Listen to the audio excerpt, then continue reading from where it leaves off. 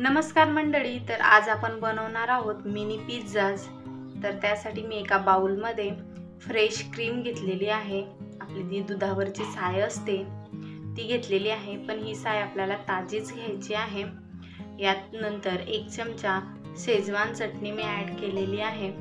तुम्ही तुमच्या चवीनुसार कमी जास्त करू शकता। थोडंसं टोमॅटो केचप ॲड करायचं आणि नंतर यात आपल्याला पिझ्झा टॉपिंग असतं ना आपलं, तुमच्याकडे चिली फ्लॅक्स असतील तर ते तुम्ही ॲड करू शकता। हे मी मुलांसाठी बनवते त्यामुळे मी हर्ब्स असतात पिझ्झा टॉपिंगच्या त्या ॲड केल्या, कोथिंबीर ॲड केली चिरलेली, आणि हे जे ॲड केलं ते चीज आहे, आपले जे अमूलचे चीज क्यूब मिळतात त्याला मी छोट्या छोट्या तुकड्यांमध्ये करून घेतलं आणि ते आपल्याला काट्या चमच्याने असं एकजीव करून घ्यायचं आहे, म्हणजे आपल्याला स्प्रेड करताना ते व्यवस्थित ब्रेडवर स्प्रेड करता येईल। तर हे आपलं पिझ्झा टॉपिंग रेडी आहे। तर त्या ब्रेडच्या स्लाइसचे आपल्याला काठ काढून घ्यायचे आहे।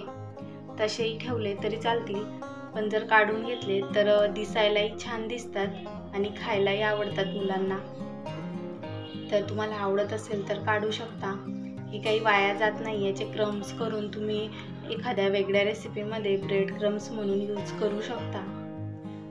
तर हे आता आपण जे मिक्स बनवलेलं होतं ते आपल्याला याच्यावर स्प्रेड करायचं आहे आणि वरतून मोझरेला चीज मी तुकडे करून ठेवलेलं होतं ते वरतून ॲड करायचं आणि थोडंसं पिझ्झा टॉपिंग वरतून स्प्रेड करायचं। याने चव खूप छान येते।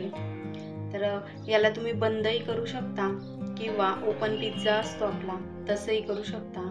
तर मी दोघं प्रकारे इथे केलेलं आहे आणि हे आता आपल्याला एका फ्राय पॅनमध्ये व्यवस्थित असं भाजून घ्यायचं आहे। तुम्ही तूप किंवा बटर काही यूज करू शकता किंवा तेलही वापरलं तरी चालेल, पण तूप आणि बटर वापरल्याने चव छान येते। आता हे सर्व ब्रेड मी तयार करून ठेवलेले आहे। जेव्हा आपल्याला घाई असते तेव्हा आधी असे तयार करून ठेवायचे, म्हणजे ऐन वेळेस फक्त आपल्याला त्यांना गरम करायचं राहील। तुम्ही यांना ओव्हनमध्ये किंवा OTG मध्ये सुद्धा गरम करू शकता।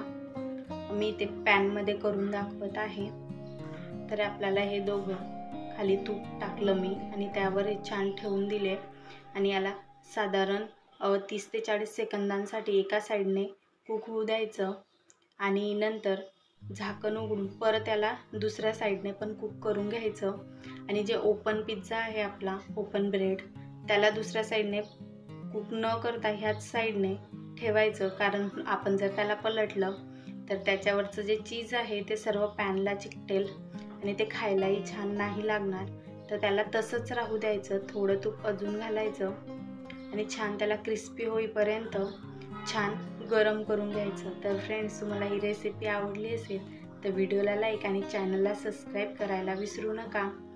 आणि तुम्ही रेसिपी बनवल्यावर कशी झाली कमेंट करून नक्की कळवा।